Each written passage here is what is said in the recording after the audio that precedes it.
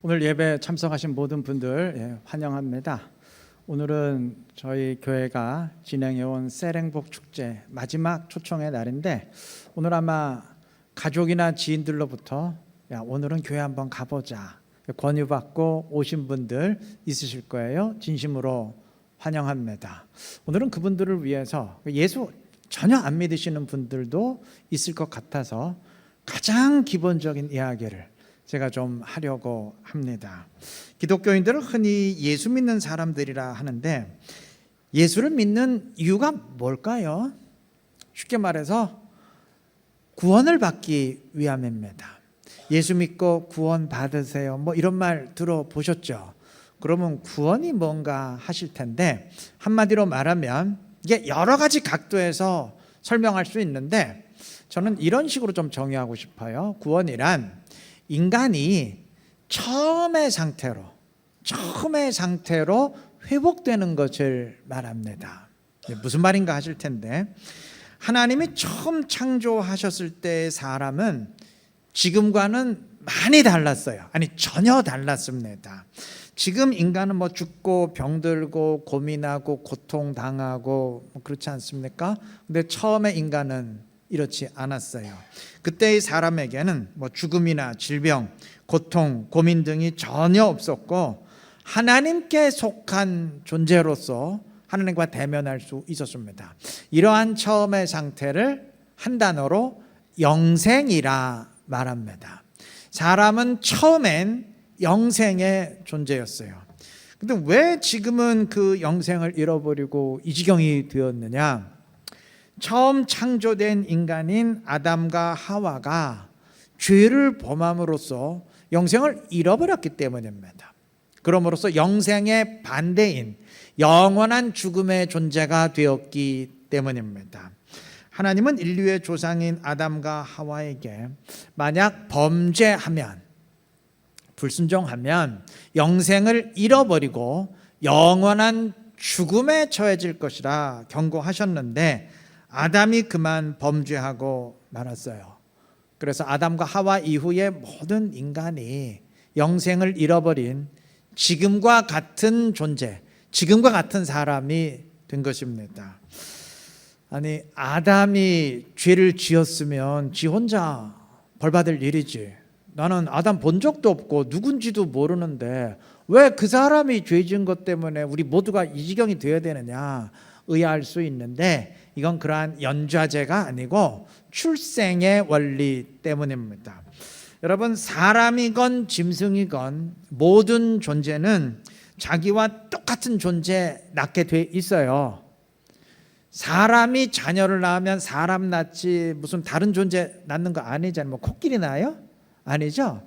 사람 낳게 돼 있죠. 그러니까 부모가 사람이면 자녀도 똑같은 사람이고, 손자도 똑같은 존재인 사람이고, 그 후손도 똑같은 사람입니다. 마찬가지로 아담과 하와가 범죄함으로 처음에 영생의 존재에서 지금과 같은 영원한 죽음의 존재로 존재 자체가 바뀌었기 때문에, 이제 그들이 자녀를 낳아도 자신들과 똑같은 영원한 죽음의 존재를 낳게 되었고, 그 자녀들이 자녀를 낳아도 역시 그렇고 계속 우리에게까지 이어지게 된 겁니다. 그래서 나는 아담, 하와 본 적도 없고 만난 적도 없는데 그 영향이 나에게까지 직접적으로 오게 된 것입니다. 인간이 처음 상태를 잃어버리고 지금처럼 된 이유가 아까 죄 때문이라 그랬죠. 죄 때문이기 때문에 지금과 같은 인간, 영원한 죽음의 존재가 된 인간을 죄인이라 말합니다. 인간인 이상 다 죄인이고 영원한 죽음의 존재입니다. 아까 영생의 인간은 하나님께 속했다고 했는데 영생 잃어버렸잖아요. 그래서 영생을 잃어버린 인간은 이제 하나님께 속하지 못하고 사단에게 속한 존재가 되었습니다. 자, 그러니까 다 똑같은 말인데, 인간은 이제 죄인이 되었고 영생을 잃어버린 영원한 죽음의 존재가 되었고 사단에게 속한 존재가 됐습니다. 다 같은 말입니다. 자, 구원이란 뭐냐? 지금의 이러한 상태에서 벗어나서 처음에 영생의 존재로 회복되는 것을 말합니다. 하나님께 속하느냐 사단에 속하느냐의 관점에서 말한다면 사단에게 속한 지금의 상태에서 벗어나서 처음처럼 하나님께 속하게 되는 것을 말합니다. 자, 그러면 어떻게 하면 그렇게 될 수 있느냐? 다시 말해, 어떻게 하면 구원을 받을 수 있느냐? 하나님이 그 방식을 정하셨는데 굉장히 간단해요. 예수님의 십자가 죽음. 예수 안 믿으시는 분도 예수님이 십자가에서 죽었다는 얘기 들어보셨죠? 교회 보면 교회마다 십자가 달려 있잖아요. 그런 의미예요. 예수님의 십자가 죽음의 피와 부활이 나를 구원하는 수단임을 믿고 받아들이면 돼요. 그러면 구원받게 됩니다. 그러니까 예수 믿는다고 할 때 바로 이것을 믿는다는 의미입니다. 뭐 다른 것도 믿지만 가장 기본적으로 이것을 믿는다는 의미입니다.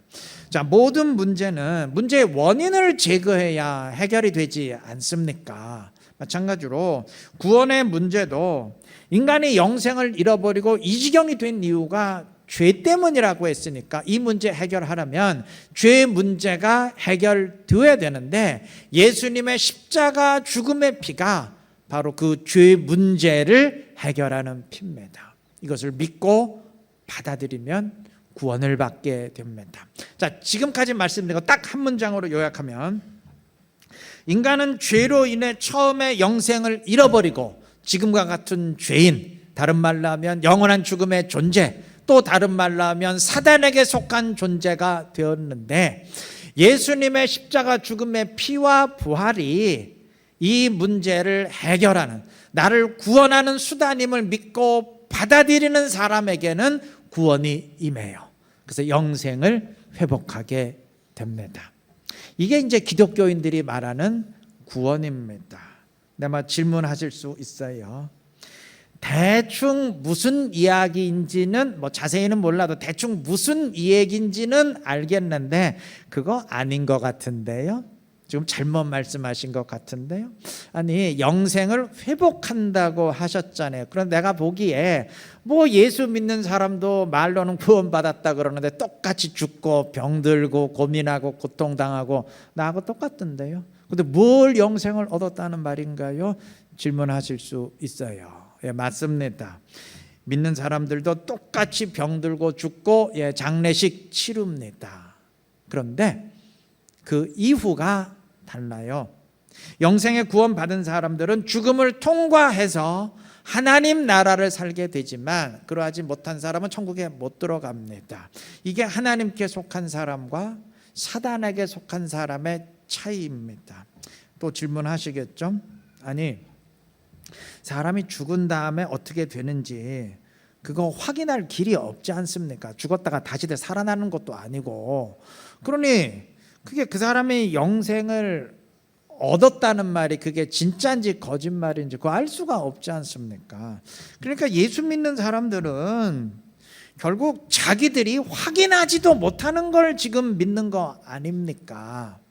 아니, 확인하지도 못하고 경험하지도 못한 것을 믿는다면 그거는 믿음이라 할 수가 없고 그냥 무작정 믿는 세뇌당한 그 맹목 아닌가요? 그러니까 이론적인 설명하지 마시고요. 교회가 딱 하나만 저한테 해주세요. 하나님 한번 보여주세요. 그러면 당신들이 믿지 말라 그래도 내가 무조건 믿을 겁니다. 하나님 내가 눈으로 보면 믿지 말래도 믿을 거예요. 어려울 거 할 것 없이 딱 그거 하나만 해주세요. 그렇게 요청하는 사람 있습니다. 그렇게 주장하는 사람 있어요. 어떻게 생각하시나요? 전 예수 안 믿는 사람의 입장에선 당연히 그럴 수 있다 생각합니다. 그러면 예수 믿는 사람들은 진짜 아무 증거도 없이 확인해 보지도 않고 그냥 무작정 믿는 사람들일까요? 만약 그렇다면 그 믿음 아닙니다. 그거는 맹목이죠. 맹목. 여러분, 제가 설명을 드릴게요. 예수 믿는 사람들은 절대 무작정 믿지 않습니다. 왜 그런지 설명을 드릴게요. 물론 사람이 하나님을 직접 볼 수는 없어요. 그런데 하나님의 영이신 성령이 있습니다. 근데 하나님의 영인 성령은 내가 직접 만나고 교제할 수 있습니다. 하나님의 영인 성령이 내 안에 들어오고 나와 함께하고 나를 움직이는 것은 내가 직접 느끼고 체험할 수 있어요. 여러분, 삼위일체라는 말 들어보셨죠? 이게 원래 교회 전문 용어인데 요즘은 사회에서도 삼위일체라는 말 다른 의미에서 종종 사용하죠. 삼위일체 원래 의미는 뭐냐면은 하나님, 그리고 하나님의 영이신 성령, 그리고 예수님은 하나다라는 의미입니다. 예, 맞아요. 정확히 하나입니다. 그래서 성령을 또한 성령 하나님이라고 부르고 예수님을 또한 성자 하나님이라 부릅니다. 그러니까 성령이 나에게 오시고 내 안에 들어오신 것은 곧 하나님이 나에게 오신 것이고 내가 예수님을 내가 주님을 만난 거예요. 왜? 서로 똑같은 하나이니까. 이게 사실 말로 설명할 수 없는 신비예요. 체험한 사람만 압니다. 조선시대 사람들에게 비행기가 하늘을 날아간다고 아무리 설명해도 그거 이해 안 돼요. 딱 하나 보고 자기가 타보면, 비행기 한번 타보면 그러면 맞네? 이해하게 되죠. 성령도 마찬가지예요. 자, 성령은 마치 바람과 같습니다. 여러분, 바람 보신 분 있으세요? 여러분 가운데 바람을 내가 직접 눈으로 봤다 하는 사람 있어요? 당연히 아무도 없을 겁니다. 하지만 여러분 가운데 그 누구도 바람이 있다는 걸 의심할 사람은 없어요. 왜냐하면 내가 눈으로 보지는 못하지만 바람을 내가 직접 느끼고 또 바람으로 인한 현상을 내가 분명히 눈으로 볼 수 있기 때문입니다. 성령 하나님도 마찬가지예요. 눈으로 볼 수는 없지만 나에게 오시고 나를 움직이는 것을 내가 확연히 느낄 수 있고 또 성령으로 인해 일어나는 변화를 내가 분명히 볼 수 있기 때문에 그것을 통해서 아하, 정말 성령 하나님이 계시고 움직이시는구나. 하나님이 정말 살아계시고 오늘도 움직이시는구나 하는 것을 내가 직접 확인하게 되는 겁니다. 우리 예수 믿는 사람 그렇게 확인하고 믿는 사람들이지 그냥 무작정 세뇌당해서 믿는 사람들은 아닙니다. 자, 아까 삼위일체라 그랬잖아요. 그러면 성령이 나에게 오시고 나와 함께하면 그럼 곧 하나님이 나와 함께하는 것 아니겠어요? 예수 믿는 사람들은 이렇게 성령을 통해서 하나님과 함께하는 사람들입니다. 단 여기 한 가지 우리가 주의할 게 있어요. 한 가지 문제가 있습니다. 이처럼 성령 하나님과 함께하는 거는 이건 모든 기독교인들에게 자동적으로 되는 일은 아니에요. 공통적인 사항은 아닙니다. 성령 하나님은 예수를 믿는다고 무조건 함께 주시는 게 아니고 오직 성령 하나님을 찾고 열망하고 구하는 자에게만 찾아가시고 함께 하십니다. 그러니까 성령 하나님은 물론 예외적인 경우도 있는데 대부분의 경우는 응답하세요. 내가 간절히 부를 때 응답하심으로 내 안에 들어오시지 그냥 문을 차고 들어오지는 않으십니다. 바꿔 말하면 예수 믿고 예배에 참석하는 사람이라도 성령에 대해서 별 관심이 없으면 함께하지 않으십니다. 그래서 예수는 믿는데 하나님과 함께하지 못하는 사람들도 많아요. 교회에 그런 사람 굉장히 많습니다. 안타까운 일이에요, 이거는. 자, 성령 하나님과 함께하면 당연히 하나님 영향 받겠죠. 우리가 흔히 그런 말 하잖아요. 금묵자흑, 근주자적. 검은 것과 가까이 하면 검어지고 붉은 것과 가까이 하면 붉어진다고. 마찬가지로 성령과 함께하면 당연히 성령 하나님 영향 받겠죠. 성령이 내 안에 들어오셔서 나를 붙드시는 주인이 되면 그러면 그때는 하나님이 이끄시는 삶, 주님이 이끄시는 삶을 살게 됩니다. 그러면 당연히 하나님의 성품인 거룩함을 드러내게 됩니다. 이게 신앙생활의 정의예요. 사실 인간의 힘으로 하나님의 말씀인 성경 말씀 순종하기가 쉽지 않습니다. 사람의 본능은 다 자기 중심적이고 이기적인데 하나님을 위해 살고 이웃 사랑하는 게 쉽겠어요? 오늘 우리가 노래하면서 계속 뭐 하나님은 사랑하시고 사랑을 얘기했는데 이게 입으로는 사랑을 말해도 사랑의 삶 사는 것 절대 쉽지 않습니다. 그러니까 일시적으로 사랑의 이벤트는 할 수 있는데 삶 자체를 사랑의 삶으로 사는 그건 절대 쉽지가 않습니다. 그런데 성령 하나님이 내 안에 들어오셔서 나를 붙드시고 이끄시면 정말 그렇게 살게 돼요. 내 힘으로는 안 되는데, 내 본능으로는 안 되는데 하나님이 나를 붙잡고 이끄시니까 그렇게 살게 되는 거예요. 그래서 하나님께도 칭찬받고 세상 사람들로부터도 역시 교회 다니는 사람이 달라, 예수 믿는 사람이 다르구나 칭송받게 되는 것입니다. 이게 신앙생활의 정의예요. 신앙생활은 이처럼 하나님께 이끌려서 하는 것이지 내 본능으로, 내 힘으로만 하는 게 아닙니다. 내 힘으로 해서 내 본능으로 해서 내 모습밖에 더 보이겠어요? 내가 태어날 때 다르게 태어난 것 아니잖아요. 똑같은 사람인데 똑같은 모습밖에 더 보이겠습니까? 그러나 성령 하나님이 함께하는 사람이 되면 하나님의 거룩함을 보이고 칭찬받게 되는 겁니다. 이렇게 성령께 이끌리는 사람이 진짜 기독교인입니다. 근데 오늘날에 문제가 있어요. 아까 제가 언급했죠. 오늘날 교회와 믿는 사람들의 위기가 있습니다. 교회는 출석하는데 성령 하나님과 함께하지 않는 사람이 너무 많아요. 이렇게 되면 인간의 이기적인 본성을 극복하지 못합니다. 그저 교회에 다닌다는 거 빼놓고 그냥 안 믿는 사람하고 하등 다를 게 없어요. 오늘날 사회로부터 도대체 믿는 사람들이 다른 게 뭐냐, 교회가 세상과 다른 게 뭐냐, 똑같은데 이런 비난과 지적을 받는 이유가 바로 이 때문입니다.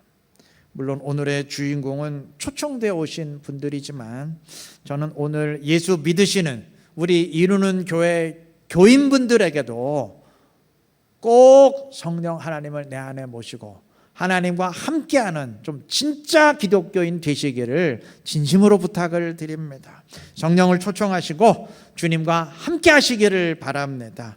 그래서 온전한 신앙생활 이루고 인격적으로도 아름다운 사람으로 좀 변화하고 성장되어서 하나님께도 칭찬받고 주변 사람들에게도 칭송받을 수 있는, 역시 교회 다니는 사람 다르구나, 역시 믿는 사람 달라, 칭송받을 수 있는, 그래서 우리가 믿는 하나님도 덩달아 영광받는 지혜롭고 복된 우리 모두가 되시기를 바랍니다. 자, 이제 예수를 믿는 사람들에겐 어떤 유익이 있는지 짧게 몇 가지만 말씀드리려고 합니다.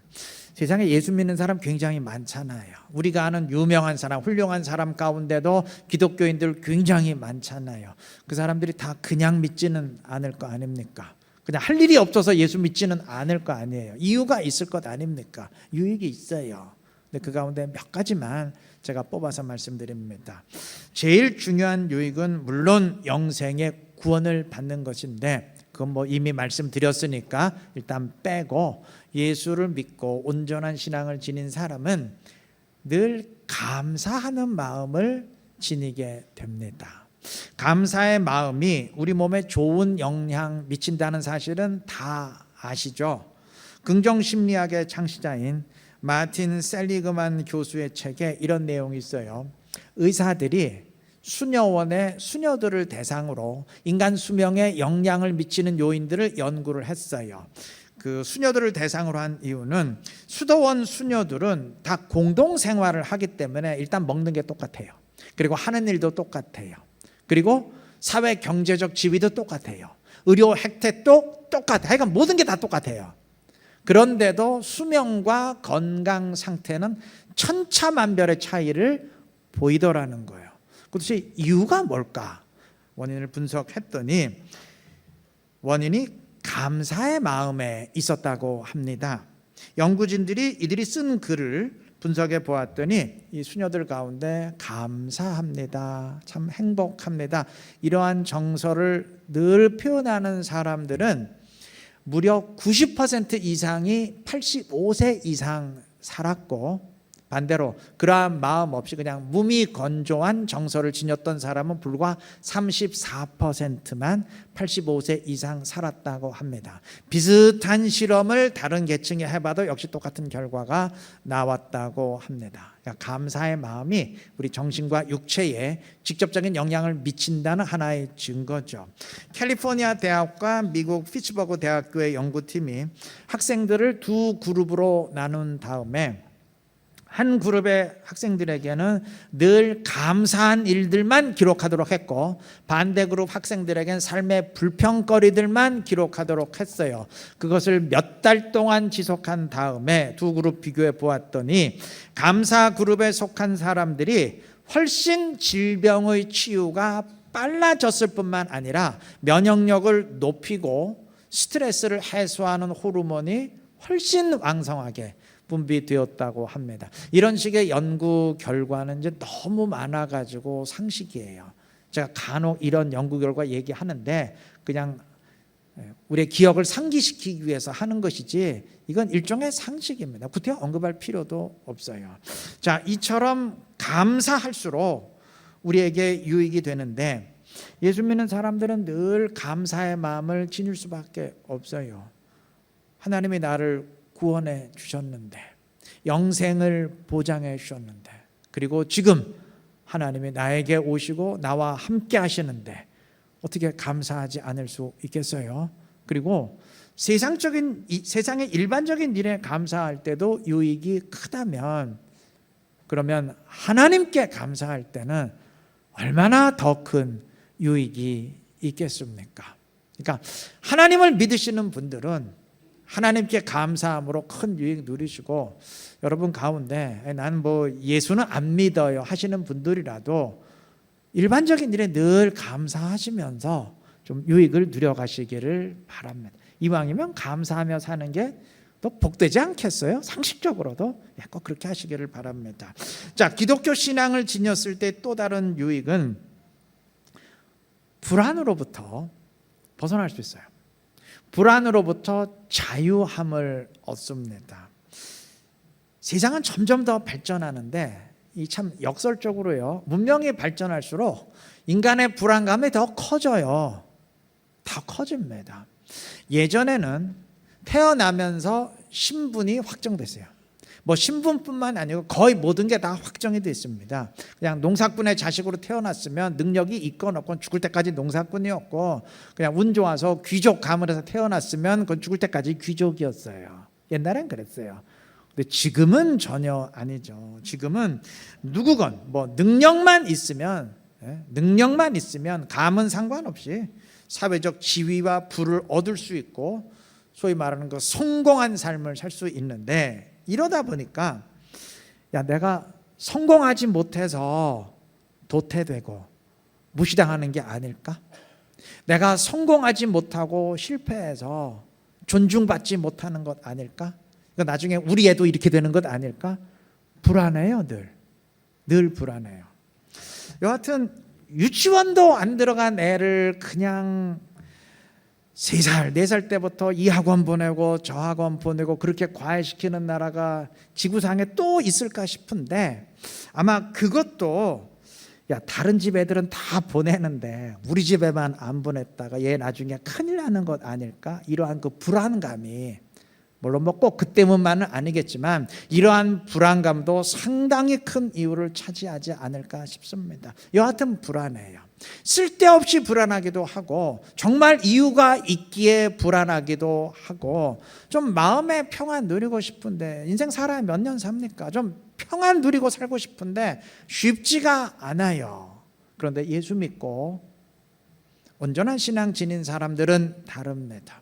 내가 영생이 보장됐다는 이 든든한 생각 때문이기도 하지만 실제로 성령 하나님께서 내 안에 들어오시고 나를 붙드시고 나를 움직이시기 때문에 주님 안에서 마음의 평안과 기쁨을 누릴 수 있습니다. 가능하면 이 유익 다 누려가시기를 바랍니다. 아울러 예수 믿는 사람은 하나님의 인도하심을 받는다는 유익이 있어요. 하나님은 영생의 구원을 받은 사람들을 인도하십니다. 특별한 방법으로 인도하기도 하시고 또는 내가 전혀 인식하지 못하는 은밀한 방법으로도 인도하십니다. 제가 구체적인 설명은 안 드리겠지만 그냥 사는 사람과 하나님이 인도해 주는 사람은 그거 다르지 않을까요? 다르겠죠. 그렇게 하셨으면 합니다. 또 온전한 신앙을 지닌 기독교인은 아름다운 인격자로 점점 변화와 성장을 이룰 수 있습니다. 아까 말씀드렸듯이 성령 하나님이 내 안에 계시고 나를 주장하시는데 당연히 그의 거룩한 성품을 드러내지 않겠습니까? 그래서 세상 사람들로부터도 역시 믿는 사람 다르다 칭송을 받게 되는 겁니다. 그 외에도 예수 믿는 많은 유익이 있겠지만 시간상 다 생략하고, 여하튼 가장 큰 유익은 서두에 말씀드린 것처럼 지금의 이 상태에서 벗어나서 영생의 구원을 받습니다. 저는 오늘 오신 분들 가운데 아직 예수 안 믿으시는 분이라면 가능하면 다 예수 믿으시고 이 영생의 구원을 얻기를 진심으로 소망합니다.